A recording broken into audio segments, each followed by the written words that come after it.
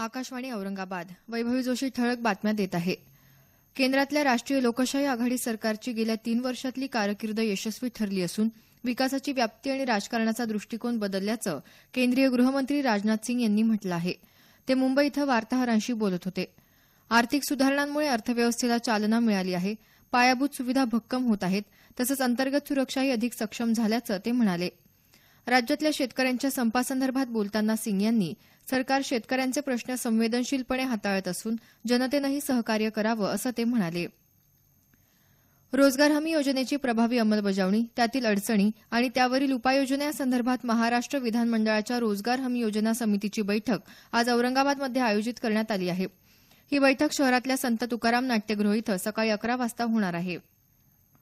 हिंगोली जिल्ह्याच्या सेनगाव तालुक्यात 2 महिलांचा विहिरीत बुडून मृत्यू झाला. सोनसावंगी शिवारात काल सकाळी ही दुर्घटना घडली.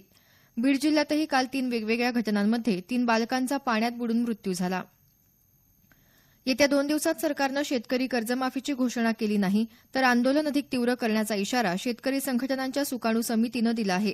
काल नाशिक इथं झालेल्या सुकाणू समितीच्या बैठकीत आजपासून मंत्र्यांनी गावबंदी करण्याचा निर्णयही घेण्यात आला.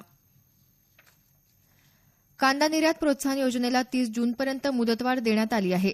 कृषी तसंच पणन राज्यमंत्री सदाभाऊ खोत यांनी काल मुंबई इथं ही माहिती दिली. यामुळे कांद्याला जागतिक बाजारपेठ मिळेल तसंच कांद्याला चांगला बाजारभाव मिळेल अशी अपेक्षा त्यांनी व्यक्त केली. केंद्र शासनाच्या राष्ट्रीय रुर्बन मिशन अंतर्गत जालना जिल्ह्याच्या परतूर तालुक्यातल्या आष्टीसह परिसरातील 16 गावांसाठी 185 कोटी रुपये निधी मंजूर करण्यात आला आहे. पाणी पुरवठा तसंच स्वच्छता मंत्री तथा जिल्ह्याचे पालकमंत्री बबनराव लोणीकर यांनी ही माहिती दिली. राज्यात पावसाचा जोर वाढत असून रविवारनंतर मराठवाड्यासह राज्यभरात जोरदार पावसाची शक्यता हवामान खात्यानं वर्तवली आहे. राज्यातल्या अनेक भागात काल पावसानं हजेरी लावली.